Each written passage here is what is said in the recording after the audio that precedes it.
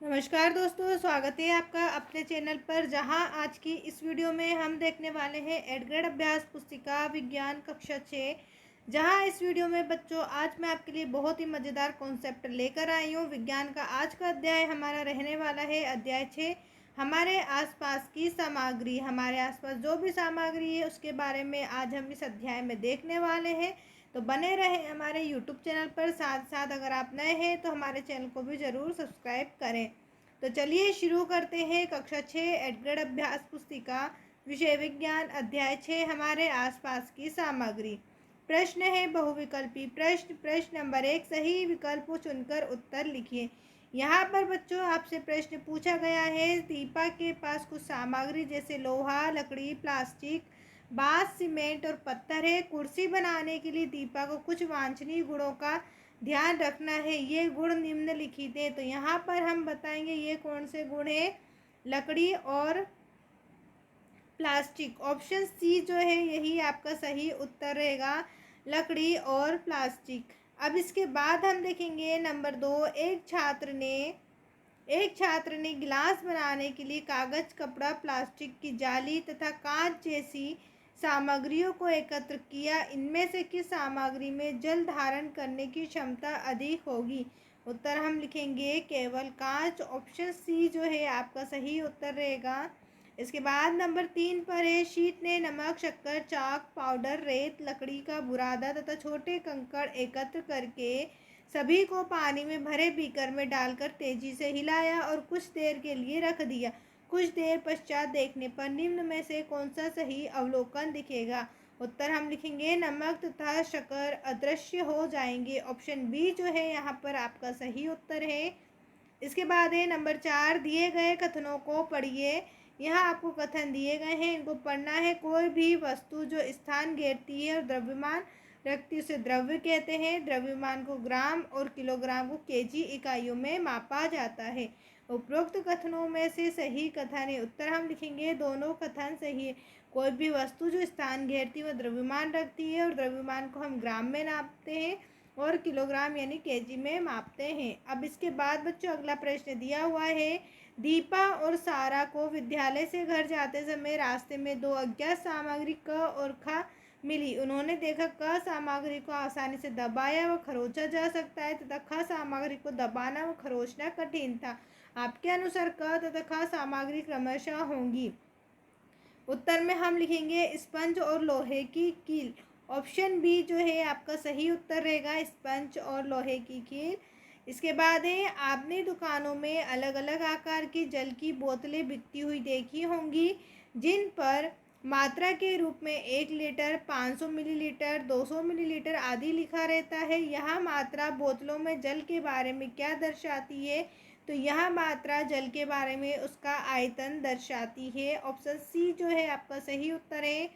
अगला प्रश्न है, नीचे दिए गए समान आकार 4 कपों में अलग अलग वस्तुएं भरी हैं। एक में जल है, कपास, कागज के टुकड़े और रेत। कौन से कप में वस्तुओं का द्रव्यमान अधिक होगा? उत्तर में हम लिखेंगे कप घ में। कप घ जो है उसमें वस्तु की मात्रा अधिक होगी। अब इसके बाद है, द्युतिहीन चमकहीन वस्तुओं का समूह है। उत्तर में हम लिखेंगे लकड़ी और जूट। ऑप्शन ए जो है आपका सही उत्तर रहने वाला है।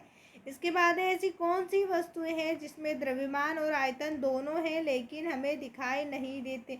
ऐसी कौन सी वस्तु है जिसमें द्रव्यमान भी है, आयतन भी, लेकिन दिखाई नहीं देता? तो हम लिखेंगे वायु। अब आपके दिमाग में बच्चों क्वेश्चन आ रहा होगा कि वायु आखिर कैसे हो सकती है? तो आपने कभी एक खेल करा होगा। आप एक पानी का बर्तन लीजिए, इस प्रकार से एक पानी का बर्तन, भरा हुआ बर्तन लीजिए। अब इसमें एक कप या गिलास को उल्टे इसमें दबाएंगे। तो जब आप दबाएंगे तो वो दबाने पे हमें प्रेशर यानी कि दबाव बनाना पड़ेगा। इससे ये पता चलता है कि जो वायु होती है उसमें आयतन और द्रव्यमान दोनों होता है। इसके बाद अगला प्रश्न है, प्रश्न नंबर 2, दिए गए शब्दों में से चुनकर रिक्त स्थानों की पूर्ति कीजिए। पहला रिक्त स्थान आपसे पूछा गया है, सामग्रियों को समूह में व्यवस्थित करने की विधि को कहा जाता है। तो सामग्रियों को व्यवस्थित करने की विधियों को हम क्या कहते हैं? वर्गीकरण कहा जाता है। नंबर 2 है, द्रव्य द्वारा घेरा गया स्थान उसका होता है। द्रव्य द्वारा घेरा गया उसका स्थान आयतन होता है। नंबर 3 है ऑक्सीजन गैस जल में होती है। ऑक्सीजन गैस जल में घुलनशील होती है। नंबर 4 है जिन वस्तुओं के आर पार देखा जा सकता है उन्हें हम कहते हैं, जिन वस्तु के आर पार हम देख सकते हैं उन्हें हम पारदर्शी वस्तुएं कहते हैं। नंबर 5 है वे पदार्थ जिन्हें आसानी से संपीड़ित किया जा सकता है पदार्थ कहलाते हैं। उत्तर में हम लिखेंगे कोमल पदार्थ कहलाते हैं। नंबर 6 है जो सामग्री भारी होती उसका अधिक होता है। जो सामग्री जितनी भारी होगी उसका द्रव्यमान भी उतना अधिक होता है। नंबर 7 है वे सामग्रियाँ जो चमकदार नहीं होती है कहलाती, वे सामग्री जो चमकदार नहीं होती वे द्युतिहीन कहलाती है। अब इसके बाद हम चर्चा करेंगे अति लघुत्तरी प्रश्न पर। प्रश्न नंबर 3 है मिट्टी का तेल, नारियल का तेल, सरसों का तेल पानी में मिलाने पर नहीं मिलते, कुछ समय पश्चात ये पानी के साथ अलग अलग दो परतें बना लेते, समझाइए ऐसा क्यों।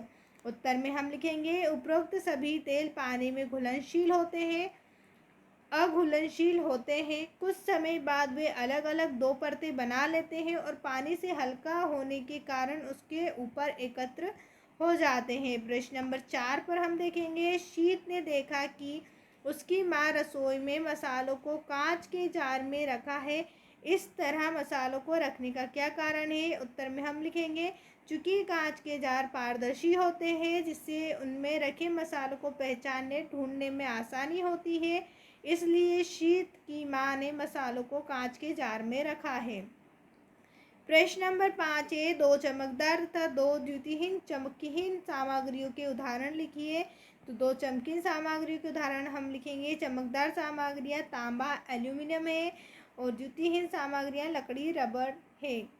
अब इसके बाद हम देखेंगे अगला प्रश्न, प्रश्न नंबर 6 शिक्षिका ने प्रयोगशाला में छात्रों को दो पारदर्शी सामग्री जल तथा कांच दी और इनको अपारदर्शी बनाने को कहा। ये सामग्रियाँ किस प्रकार से अपारदर्शी बनाई जा सकती हैं। उत्तर में हम लिखेंगे जल में चौक का पाउडर घोलकर तथा कांच की दूसरी सतह पर पेंट करके उसे अपारदर्शी बना सकते हैं।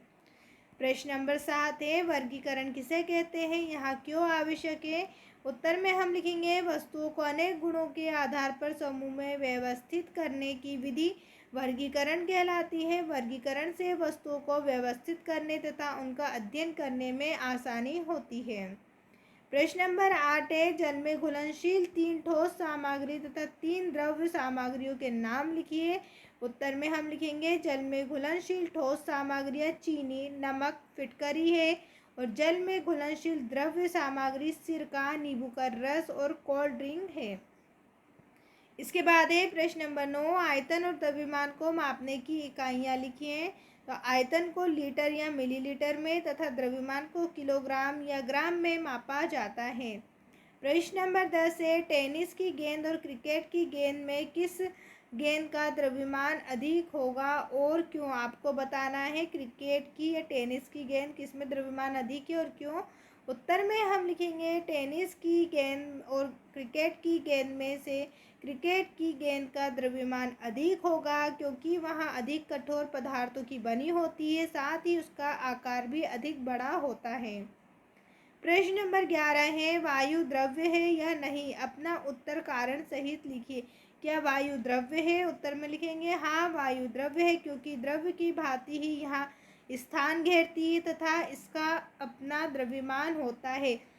बच्चों क्या आपको पता है कि वायु द्रव्यमान कैसे घेरती है। तो आप एक फुग्गे में हवा भरिए, आप जब उसमें हवा भरते हैं तो उसका आकार बढ़ता जाता है, तो ठीक इसी प्रकार जो वायु हवा होती है वो द्रव्यमान यानी कि वो जगह को घेरती है।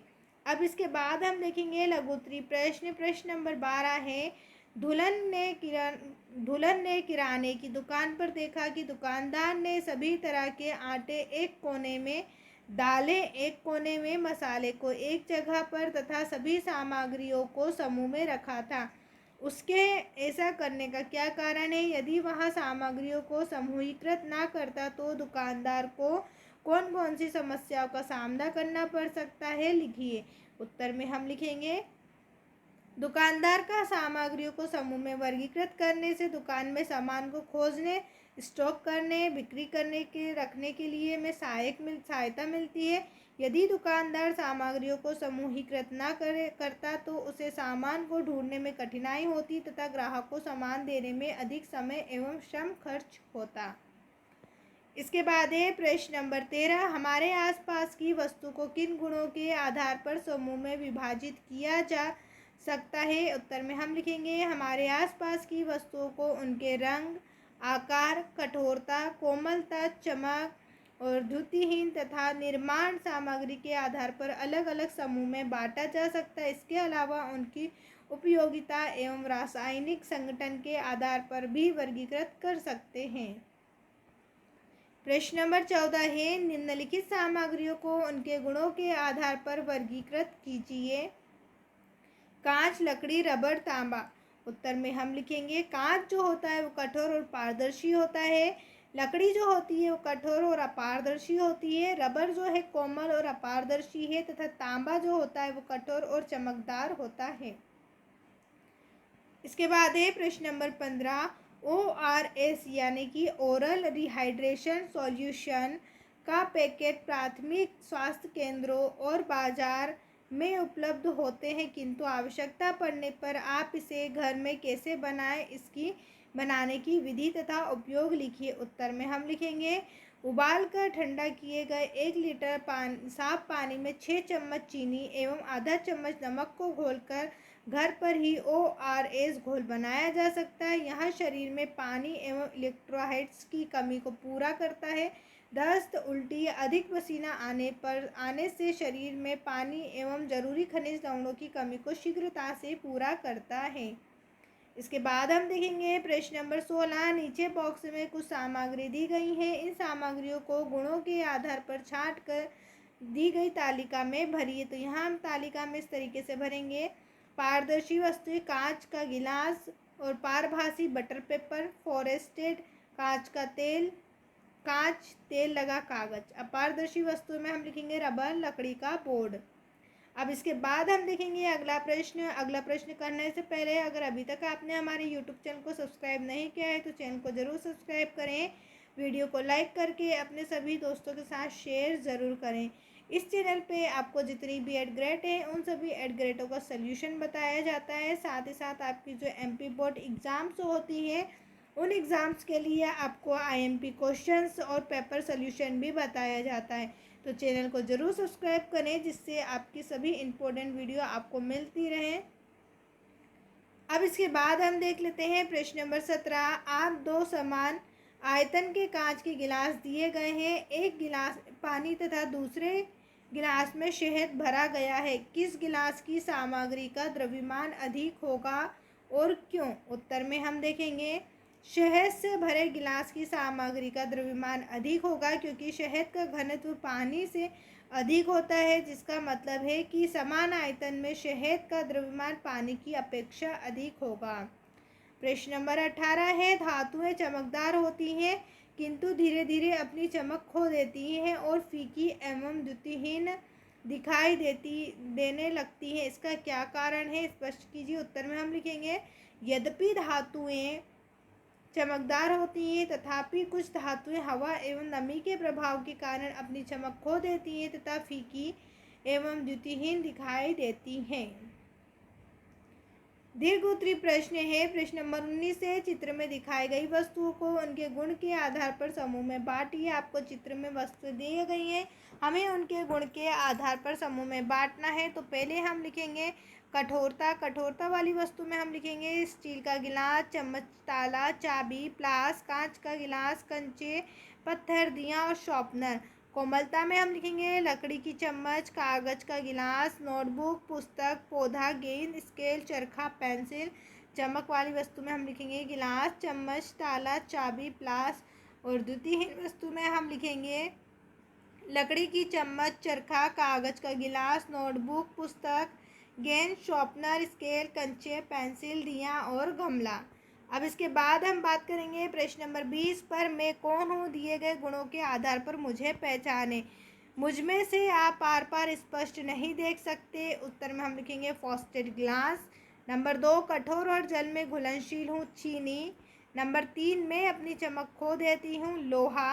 नंबर 4, मैं जल में देर तक घोलने पर भी अदृश्य नहीं होता। लकड़ी का बुरादा। नंबर 5, मुझे आसानी से दबाना या खरोचना कठिन है। कांच। इसके बाद है प्रश्न नंबर 21, कल्पना कीजिए कि आपके पास दो अज्ञात सामग्री क और ख। जब आप सामग्री क को देखते हैं तो उसमें आर पार दिखाई देता है, जबकि सामग्री ख को देखते हैं तो उसमें से आर पार दिखाई नहीं देता। वही सामग्री क का आयतन निश्चित नहीं होता, जबकि सामग्री ख का आयतन निश्चित होता है। सामग्री क और ख क्या हो सकती हैं? सूची बनाएं। ऐसा क्यों हो सकता है? अपने तर्क की व्याख्या करें। उत्तर में हम लिखेंगे, सामग्री क के आर पार दिखाई देता है तथा उसका आयतन निश्चित नहीं है। यह संभवतः हवा हो सकती है, क्योंकि हवा पारदर्शी होती है तथा वहाँ जिस पात्र में रखी जाती है उसी के आकार के अनुसार उसका आयतन होता है। सामग्री ख के आर पार दिखाई नहीं देता तथा उसका आयतन निश्चित होता है, अतः यह संभवतः लकड़ी, गत्ता या धातु का टुकड़ा हो सकता है, क्योंकि ये सभी पदार्थ अपारदर्शी होते हैं तथा इनका एक निश्चित आकार व आयतन होता है। इसके बाद है प्रश्न नंबर 22, आपको निम्नानुसार सामग्रियां प्रदान की गई हैं। जल, सरसों का तेल, रेत, सिरका, गेहूं का आटा, शहद, ग्लूकोज। नमक। सामग्रियों के ऐसे जोड़े बनाएं जहां एक सामग्री दूसरे में घुलनशील हो और दूसरा जहां एक सामग्री दूसरे में अघुलनशील हो। तो यहाँ पर हम लिखेंगे घुलनशील जोड़े और अघुलनशील जोड़े। नंबर 1, जल एवं सिरका घुलनशील है। जल एवं शहद घुलनशील। जल एवं ग्लूकोज घुलनशील है। जल एवं नमक घुलनशील है। अघुलनशील हम लिखेंगे जल एवं सरसों का तेल, जल एवं रेत, रबर, लकड़ी का बोर्ड। अब इसके बाद हम बात करेंगे अपने परियोजना कार्य पर। प्रोजेक्ट नंबर 1, अपने घर में 10 वस्तुएं एकत्रित करें और जिन सामग्रियों से वे बनी हैं उनके गुणों के आधार पर वर्गीकृत करें। तो यहाँ पर हमने कुछ इस तरीके से सारणी को बनाकर रखा हुआ है। आप चाहें तो इस वीडियो को स्किप करके सारणी को अपनी 8th ग्रेड अभ्यास पुस्तिका में लिख सकते हैं या स्क्रीनशॉट लेकर भी इसे बना सकते हैं। जहां आपको बनाना है वस्तुओं के नाम, सामग्री के नाम, कठोर, नरम, चमकदार, चमकहीन, पारदर्शी, अपारदर्शी और पारभासी। अब यहाँ हम आगे का प्रश्न देखेंगे। उपरोक्त तालिका में आपके द्वारा दी गई वस्तु में कौन कौन सी वस्तुएं पानी में घुलनशील या अघुलनशील है? उत्तर में हम लिखेंगे घुलनशील जोड़े, अघुलनशील जोड़े। उपरोक्त में कोई भी वस्तु जल में घुलनशील नहीं है। उपरोक्त सारणी में सभी वस्तुएं जल में अघुलनशील हैं। अब इसके बाद हम देखेंगे प्रोजेक्ट नंबर 2, ऐसी वस्तुएं की सूची बनाएं जिनका पुनः चक्रण किया जा सकता है। उत्तर में हम लिखेंगे पुनः चक्रण एक महत्वपूर्ण प्रक्रिया है जो प्राकृतिक संसाधनों को बचाने और प्रदूषण को कम करने में सहायता करती है। निम्नलिखित वस्तुओं का पुनः चक्रण किया जा सकता है: कागज, कांच, धातु के टुकड़े, पुराने कपड़े, पुराने टायर, पुराने इलेक्ट्रॉनिक के सामान, प्लास्टिक से बनी वस्तुएं। आज की इस वीडियो में बच्चों आपका ये अध्याय कंप्लीट हुआ। नेक्स्ट अध्याय के लिए आप हमारे यूट्यूब चैनल की प्लेलिस्ट पर विजिट कर सकते हैं, जहां आपको बाकी के चैप्टरों की भी वीडियो मिल जाएगी। वीडियो देखने के लिए आपका बहुत बहुत धन्यवाद। अगर अभी तक आपने हमारे चैनल को सब्सक्राइब नहीं किया है तो चैनल को ज़रूर सब्सक्राइब करें।